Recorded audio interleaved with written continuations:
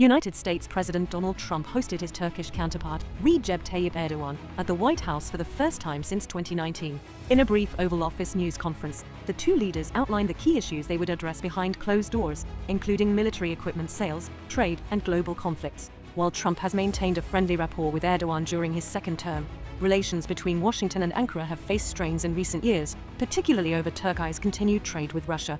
Still, both leaders sought to project a positive tone. "We've had a very good relationship for a long time," Trump said, adding, "This is a tough man. This is a guy who's highly opinionated.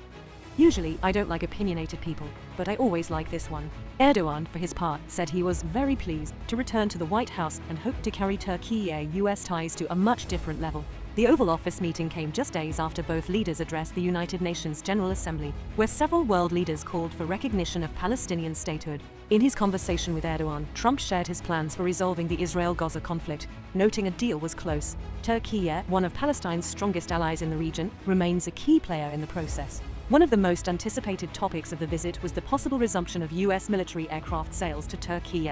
Trump hinted he may lift sanctions on such sales if the talks with Erdogan went well. Beyond bilateral trade and defense, Erdogan and Trump highlighted their shared interests in the Middle East. Ankara's vision of regional responsibility aligns with the Trump administration's strategy of shifting burdens to local partners. This is particularly visible in Syria, where Trump lifted sanctions to allow regional allies to contribute to reconstruction. For Trump, Turkey is the kingmaker. He wants to work within Syria, a strategy already reflected in joint Turkish-American-Qatari investment projects in the country. Experts have largely concluded that the meeting was a success.